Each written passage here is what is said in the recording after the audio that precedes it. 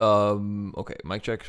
Cool, this is working. So according to a report that came out earlier on today from Nel, the French journalist who no one really knows his name, but a report coming out from him, which will be in the description below, as well as any other relevant document that I'll be discussing.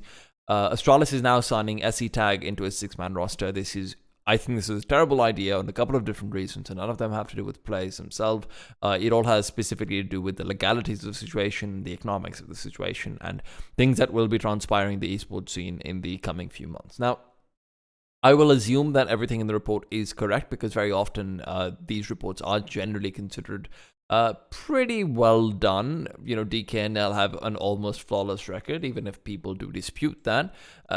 They're almost never wrong. So I'm going to be working on this assumption, and I will assume as well that if for any reason whatsoever the 6-man ends up falling through, that doesn't really matter, and the report was still correct when it was written, for the context of when it was written, and maybe things fell apart afterwards. Now, here's the thing. First and foremost, Astralis is a founding partner of the ESL Pro Tour. What does this mean? This means that they have a permanent slot in ESL Pro League. They cannot be relegated. This means that they have a particular revenue share. This means that they have a lot of different things that they're entitled to. And in particular, they have certain obligations that they have to fulfill as well. The obligations are written in Section 4 of the Louvre Agreement, which, according to what the public is aware of, is the most modern agreement between ESL and the teams that has been signed. No one's come out and disagreed. No report has come out against it, and I'm going to go ahead and assume that that's probably going to be the latest as well. The Louvre Agreement Section 4 specifically says in point number 1, which is that teams are required to participate in the Pro League and circuit events if qualified or invited with their best lineups. What does this mean? This means that if you have a player on the bench, you're not just going to show up with them. That's what people thought initially. So this would probably come into play for things like Mad Lions having Hunden on the bench, where Mad Lions might, not be able to play with one of their players because he wants to take a break. Maybe he wants to take vacation. Maybe a Cillian doesn't really feel like playing a tournament, wants to go spend some time with his family, and they're like, you know what, Hunden, get in there. That wouldn't be the best roster you can field. Ergo, you are going to be violating the Section 4 point number 1. That is what I assumed it meant. I think that's what a lot of people assumed as well. But it seems as if it's possible that this might be something where there's certain things already set up. I know that what I've written on the right-hand side is a little bit extreme. They might not necessarily be violating them. But the problem that now comes in is that if you have a 6-man roster, s3tag will never play official games. I think this is a terrible idea because now you're risking potential legal recourse, which is what the Heroic CEO has talked about in a statement that he has given to HLTV, which is also going to be linked down in the description. He hasn't really given us exactly what's going to be going on, but yeah.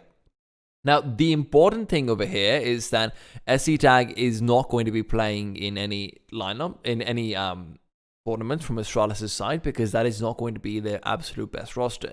This is where it gets murky, which is that who decides what the best 5-man roster is going to be. The obvious solution is that the CSPPA will decide. Now, I have the question, which is to say that, all right, fine, if that is going to be the case, is the CSPPA going to come up with a new metric right now, or have they already made a metric so far? Because quite frankly, if CSPPA has not made a metric of deciding what the best possible lineup is up till now, that is a failure on the CSPPA's part, because this was something that was supposed to be considered by them. Alternatively, if that is not the case, in terms of that, maybe it's not a failure on the CSPPA, maybe Astralis is just super sneaky and no one ever actually asked this question about 6-man rosters, then Astralis is very clearly violating the rules of the ESL Pro Tour. I think that regardless of what's going on, there is this fairly large lack of transparency that shouldn't really be accepted from the CSGO community, and that comes down to simply people not giving us all the information in terms of rule sets. Now, I understand that we're not entitled to a lot of information about things like finances and about things like gate and whatnot, and it's a free product at the end of the day. That's great. Rule sets should always be public, because otherwise when rule sets are exploited and changed for no apparent reason, there will be no one to actually hold them accountable. Where do we see this happening in particular? For example, we didn't see the contract between ESL and the teams going into last season of MDL, so we don't actually know whether or not there was any sort of maybe skullduggery where there was indeed a clause that said, hey, we might just kick you out of this kick you out of this league. Hey, you might not be in ESL Pro League even if you fulfill all of these steps. Hey, all of these things. It would have been nice to have that, because at the very least, that's when the community can band together and point that out. Hey, this is wrong. This clause should not be in there. So, for example, what this would have maybe looked like would have been if last year ESL had released their contracts with teams like Havu, who were not able to get into ESL Pro League. The community quickly points out and outlines within those contracts that, hey, these particular clauses are pretty shady and they mean that ESL can kick you from the league. They shouldn't be there. They can still be some sort of some sort of pushback towards ESL itself. Now, this is where I'm not saying blame ESL or point fingers at them. Honestly, I think they might have actually not realized this possibility at all, because 6-man rosters seem so far away in Counter-Strike. But if this is going to be the case, then we're going to see one of two things, which is either one, e3tag will literally never see the light of day until or unless one of Astralis' players becomes very visibly terrible, or two, if he does show the light of day, he plays for a couple of months, because again, if you're assuming that one particular roster is the best, if the CSPPA has set a metric that lets them flick back and forth between rosters, that is a failed metric. The metric, in my opinion, has to have at the very least the sustained ability to have a couple of players on the roster who will be playing tournaments according to the Louvre Agreement again, for at least 3 to 4 months at a time,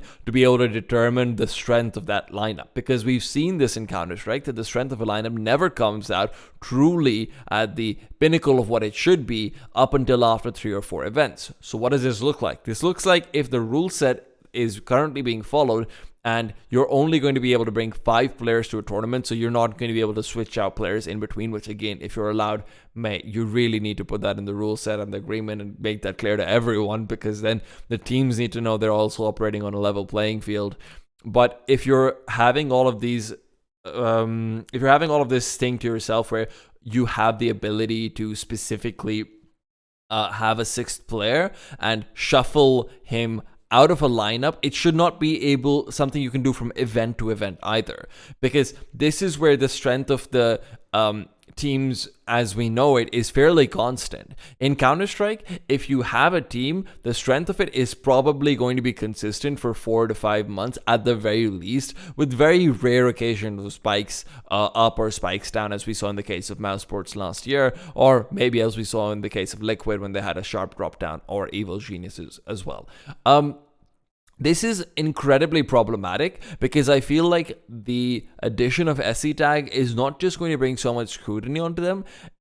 If you ever want to bring e3tag into a roster, assuming that the CSPPA has not just made rules which allow you to, yo-yo up and down between a couple of different players every single tournament or between games, this is problematic for the sole reason that you now have such a big PR backlash onto you with Astralis, because A, you're taking players away from an organization that's trying to sell to a Chinese org. B, you're honestly really damaging Flashpoint. And I know that a lot of people think that this is not a big deal, but that is the worst possible thing you can do right now, which is to damage a competing product to ESL for the ecosystem of Counter-Strike, because ESL is in some really bad financial situations, and they're not going to be getting better suddenly either. The global economic issues that are going on are going to impact them very heavily, and honestly, everyone who's a Counter-Strike fan should be hoping for the success of Flashpoint, just so that we have something to fall back to in case ESL ever needs to cut down on their costs, in case ESL ever needs to say, hey, we're not making enough money, hey, we can't actually sell our shares for the additional liquidity that we need to be able to continue running these incredibly expensive tournaments. So this is all very, very damaging, and if the public generally realizes it, even though I don't really think they will, that's going to be a big backlash on Astralis right there and then, just to have an extra player on their bench who's never going to play, and if he is going to play, then you're basically permanently benching one of your other players for 3 to 6 months, because now CSPP has ruled that is the strongest lineup for 3 to 4 months, which is generally what the lineup needs to be able to actually show itself as well. So either Astralis' players fall off drastically to the point where you want to kick them anyway, in which case he's not a 6th man.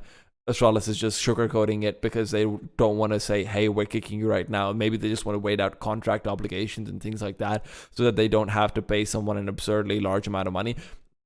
The other thing that's also to be considered is it's also very possible that some of the players underneath Astralis they have their contracts running out, and Astralis wants to have a cheaper contract. So s3tag being signed up as a sixth man is probably going to be a much cheaper contract compared to maybe renewing, say, Zipnix's contract moving forward, maybe renewing Magic's contract moving forward. Because the other thing that we also need to consider is that if Astralis are not violating the Pro League tours and they are just having a random sixth man, this might just be an attempt to cut down on expenditures by them by claiming that it's a six-man roster as well. You have to consider the risk that Astralis is taking in terms of the violation of rules, in terms of the PR nightmares, in terms of even their partnered league, which is going to be so significantly damaged if they just come out with a rule set like, oh, hey, you can actually have a sixth man who comes in between games and everything, because everyone who is a part of that league is going to privately go to you and say, hey, why didn't you tell us this before? Hey, why didn't you tell us this in time? I think this is a really, really, really difficult position that ESL will be put in, that the CSPPA will be put in, that Astralis will be put in, unless it's all just a ruse and Astralis is basically gearing up to kick someone in a couple of months. And at that point, they're just going to go ahead and say, oh, hey, no, we just had our sixth man come in, when really it's all about getting a cheaper contract, when really it's all about saying, s3tag, why don't we sign you as a sixth man? And instead of paying you $500,000 a year, we're going to pay you $350,000 a year, because really you're just a sixth man. I think that's entirely a possibility that people need to consider. This is really dodgy. I do not understand this whatsoever. And the amount of rules that are going to be violated if this is a true six-man roster is going to be insane. If anyone comes out and tells you, no, this rule does not mean this rule does not mean this, I can promise you this right now. If the insiders of the industry didn't know that Heroic was going to have a player poached away, and they definitely didn't. That much I can guarantee you. Very few people knew that Heroic was going to have a player poached away before FPX did. Honestly, I'm willing to say I'm 100% certain that the CSPPA has not prepared for the possibility of six players coming onto Astralis right now. Maybe they've prepared for it in an idea, like in a long term, they've talked about how they want to deal with it. But if it's not in the rulebook, ESL was not ready for this. Astralis probably just came out of this very, very left field. If this was happening, there would have probably, like in terms of if the rule set was accommodating the six-man roster, it would have said so, or people would have come out with these reports earlier, or the CSPPA would have made a statement earlier, because these things get out. If Nell knows it, he's got a couple of independent sources. I'm sure he's following journalistic practices as well. This is problematic for the CSGO ecosystem, unless Astralis is just being really dodgy and saying, hey, we're just gonna give you a cheap contract. That's the only possibility in which the CSGO ecosystem comes out fine, because every other way, I think this move damages a lot more people than just Astralis.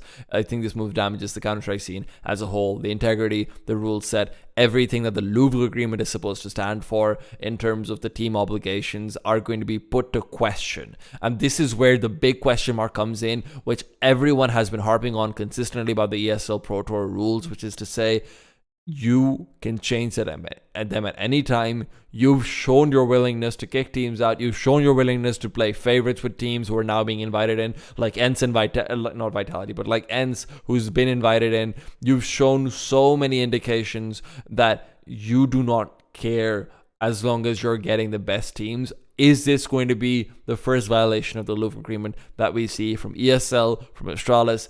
What are we going to see being used to justify? I look forward to the CSPAPA's statement, and I look forward to seeing whether this move even goes through once all of these things come to light.